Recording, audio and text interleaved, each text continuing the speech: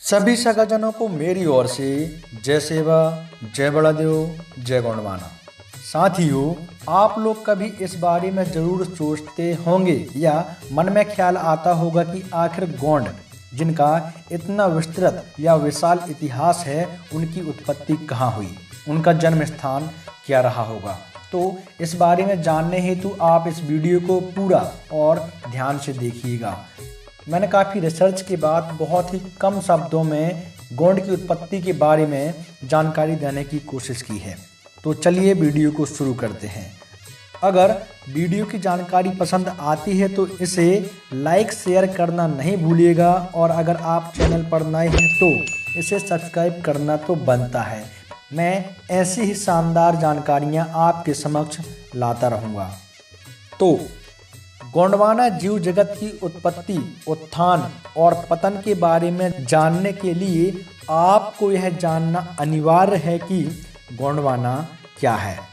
गोंडवाना एक ऐसी व्यवस्था है जिसे गंड जीवों की उत्पत्ति एवं विकास की प्रक्रिया से उसकी भाषा, संस्कृति, सभ्यता एवं सामुदायिक जीवन मूल्यों से, उसके भौगोलिक आवासीय परिवेश से तथा उसके प्राचीन कोप, कोट, गोंदोला, गुड़ा एवं गढ़ों की प्रागैतिहासिक और ऐतिहासिक अवशेष एवं गाथा से ही जाना जा सकता है। गोंडवाना लैंड की जानकारी से संबंधित एक वीडियो में अलग से बनाऊंगा, पर उससे पहले आप यह जान लें कि 5 खंडों को मिलाकर यह हमारा गंडोद्वीप अर्थात धरती बनी है। गंडोदाई के गंड जीवों की एक गोंदोला में पहचान होती है। गंडोदाई यानी धरतीदाई और गंड जीव अर्थात पंच तत्व से निर्मित जीव। गोंदोला बोले तो समुदाय की भूमि गोंडवाना। चूंकि जीव का गंडोदाई की कोख से जन्म होता है, इसलिए कोया वंश बना है। अब सवाल यह बनता है कि सर्वप्रथम जीव का उद्गम इस धरती के कौन से द्वीप में और कब हुआ। इस प्रश्न का उत्तर यह है कि प्रारंभ में पृथ्वी के आवरण में पानी के रूप में जो भाप विद्यमान था, वह सर्वप्रथम पानी बनकर पृथ्वी के मध्य भाग में विषुवृत्त पर ही बरसा और दोनों ध्रुवों पर पानी फैलता ही गया। क्योंकि सूरज की किरण विषुवृत्त पर सीधे लंबाकार पहुंचती है और वहां पर कम दबाव का क्षेत्र निर्माण होकर सर्वप्रथम पानी बरसा।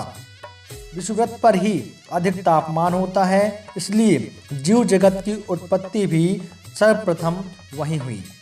आदिमानव की उत्पत्ति संबंधी तथ्यों को तलाश कर नृतत्व शास्त्रियों ने जो निष्कर्ष निकाला है, उससे यह जानकारी प्राप्त होती है कि पृथ्वी के भिन्न भिन्न भागों में भिन्न भिन्न समय में आदिमानव की उत्पत्ति हुई और धीरे धीरे उसका विकास हुआ।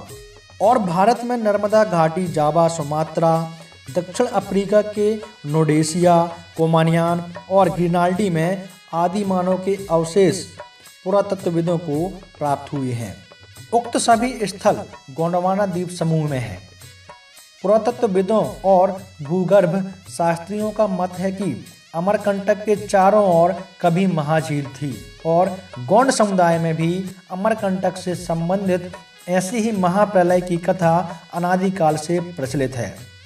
नर्मदा घाटी के क्षेत्रों में अनादिकाल से निवास करने वाले गोंड समुदाय में जो महाप्रलय की कथा प्रचलित है, जिससे गोंड की उत्पत्ति के बारे में जानकारी मिलती है, वह कथा इस प्रकार है।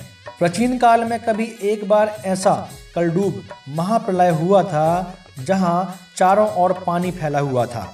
केवल अमूर कोट, आज का अमरकंटक का टीला ही पानी की सतह के ऊपर दिखाई दे रहा था। वहां पर एकमात्र फरावेन सही लांगरा, ज्येष्ठ सैला गांगरा का एक जोड़ा, एक कछुआ और एक कौआ के साथ जीवित था। फरावेन सही लांगरा ने 2 अंडाल को जन्म दिया। गोंडी भाषा में अंडाल शब्द का मतलब बच्चा होता है और 2 अंडाल में एक पुत्र और एक कन्या थी। पुत्र का नाम आदि रावेन पेरियोर और कन्या का नाम सुकमा पेरी था।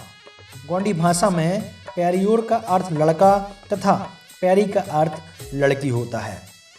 दोनों बच्चों के बड़े हो जाने पर उनके माता पिता ने उन्हें सिंगार द्वीप की खोज करने के लिए कहा। अपने माता पिता के आदेशानुसार वे सिंगार द्वीप की खोज में जुट गए। उन्होंने अपने साथी कौआ को आकाश मार्ग से और कछुआ को जल मार्ग से पता लगाने को कहा। उन दोनों ने सिंगार द्वीप को खोज निकाला, परंतु वहां तक जाने की समस्या उनके सामने खड़ी हो गई।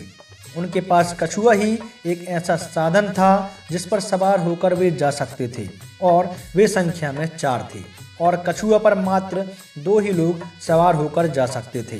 तब फारावेन साइलांगरा ने प्रथम अपने दोनों बच्चों को कछुआ पर सवार होकर जाने के लिए कहा। वे समुद्रदाई के हाथ जोड़कर कछुआ पर सवार हो गए। आकाश मार्ग से कौआ आगे बढ़ता गया और उसके पीछे कछुआ उन दोनों को लेकर समुद्र के पानी में तैरता हुआ धरातल की ओर चल पड़ा। समुद्र माता ने दोनों बच्चों की प्रार्थना सुन ली। जैसे ही वे कुछ दूरी का सफर तय किए, तभी अचानक धरती के गर्भ में एक जोरदार हलचल हुई और उसी वक्त अमूरकोट पर्वत ऊंचा उठ गया। उसके चारों ओर जो पानी भरा था वह तीव्र गति से ढलान की ओर बह निकला, जिस बहाव में आंधी रावेन और सुकमा के साथ कछुआ भी बहता गया। बहते बहते वे सिंगार द्वीप पहुंच गए। उनको लेकर कछुआ धरातल पर चढ़ गया। समुद्र का पानी जहां जहां से बहता गया वहां नदी का निर्माण हो गया। कई दिनों तक पानी बहता रहा।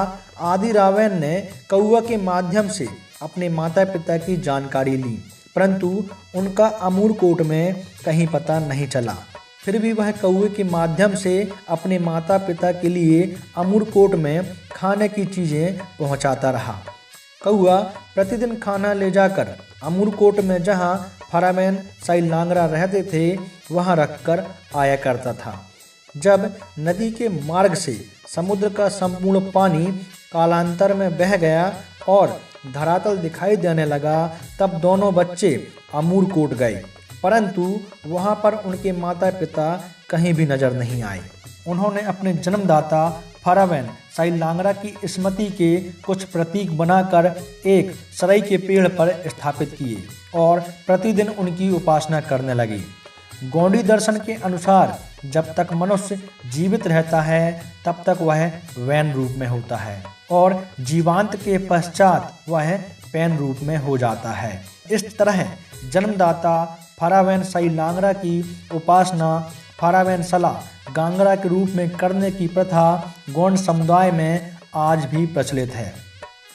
जन्मदाता फारावेन शक्ति की उपासना फाड़ापेन, सजोरपेन, फ्रापेन, परसापेन, बुढ़ालपेन, सईगा बोगापेन, सईगा, मालीपेन, भैल ओटापेन आदि नामों से विभिन्न क्षेत्रों में अपने अपने सगा पाड़ी गोंदोला के पैनगढ़ों, पैन कढ़ों, पैनठानों, पैन सरना स्थलों में करने की प्रथा संपूर्ण गोंदोलावासी गोंड समुदाय में विद्यमान है।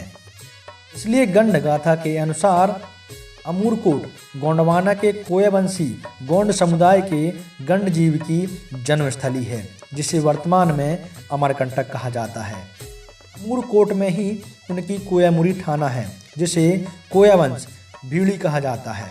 उसी कोयावंश भीड़ी से नर्मदा नदी का उद्गम हुआ है, जो उनकी ज्येष्ठ दाऊदाई शक्ति का प्रतीक है। इसलिए उसकी धाराओं को कोया पीलाना धारा कहा जाता है, जिसका अर्थ कोया बच्चों की प्रवाह होता है। साइलांगरा के बच्चे आदि रावेन और सुकमा ने अमूरकोट से संपूर्ण सिंगार द्वीप में आगे चलकर अपने वैन विस्तार किए।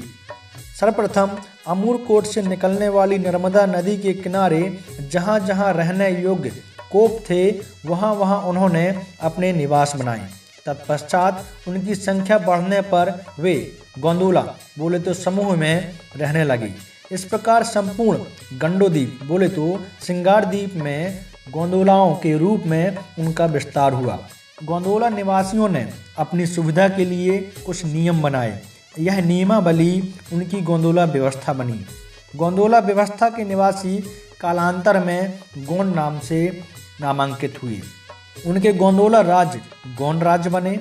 गोंड राज्य जिस भूभाग में विकसित हुए वह भूभाग गोंडवाना नाम से प्रख्यात हुआ, जिसे भूगर्भ शास्त्रियों ने व्यापक रूप से स्वीकार किया है।